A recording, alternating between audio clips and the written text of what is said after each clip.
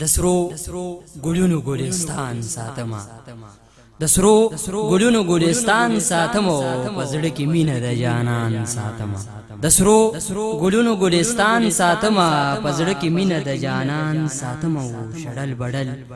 ساده بادایم شړل بډل ساده بادایم پزړه کې قدر د مهمان ساتما پسود او زیان باندې زخه په هیګم نازک وختونو کې ایمان ساتما پسود او زیان باندې زخه په هیګم نازک وختونو کې ایمان ساتما په هر سخت کی الله یادوم اکید ز خپل قران ساتما چری پنجون کې بنا شکر نشم بس بروسه ز په سبحان ساتما چری پجون کې بنا شکر نشم بس بروسه ز په سبحان ساتما د جون مزو باندې زوس پوي شوما چې د الله والا دوستان ساتما یم ملنګجان په هغلار روان یم د غیر مذهبونو ځان ساتما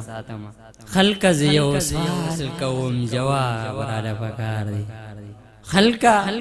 زیو سوال کوم جواب را لپکار دی کلم می ضروری دی هم کتاب را لپکار دی خلقا زیو سوال کوم جواب را لپکار دی کلم می ضروری دی هم کتاب را لپکار دی ما ډیر ظلمونه کړي کپاره ادا کوم ما ډیر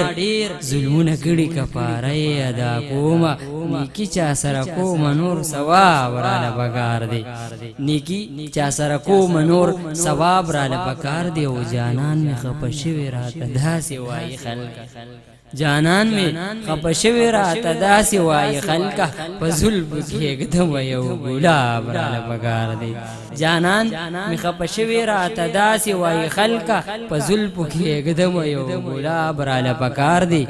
شاعر ملنګ جان وای ټپوسان چې پیرانی سم شاعر ملنګ جان وای ټپوسان چې پیرانی سم د دونګ ورونو یو غوکاب را لپکار دی خلق زیو سوال کوم جواب را لپکار دی کلم می ضرور دی هم کتاب را لپکار دی سحر وخت زتلی هم د خار استړی رالم اپری می د جانان اوس د کار استړی رالم سحر وخت زتلی هم د خار استړی رالم اپری می د جانان اوس د کار استړی رالم سورزی انتظار وکړه خیر بیا بدرشم النن د کشمیر نظم یار استړی رالم سورزی انتظارو که د خیر بیا بدرشم النن د کشمیر نظم یار استړی رالم توای خدمه زخبل حال درته نوایم توای خدمه زخبل حال درته نوایم په دونګ غرونو کې بلار استړی رالم توای خدمه زخبل حال درته نوایم په دونګ غرونو کې بلار استړی رالم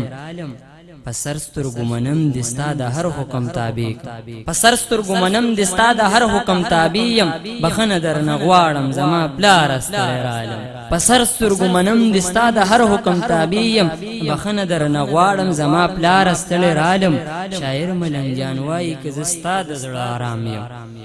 شاعر ملنګ جان وای که زستا د زړه آرام یم خپن شي زما د زړه قرار استړی رالم او په دونګ غرونو کې بلار استړی رالم سحر وخت زتلی د خار استړی رالم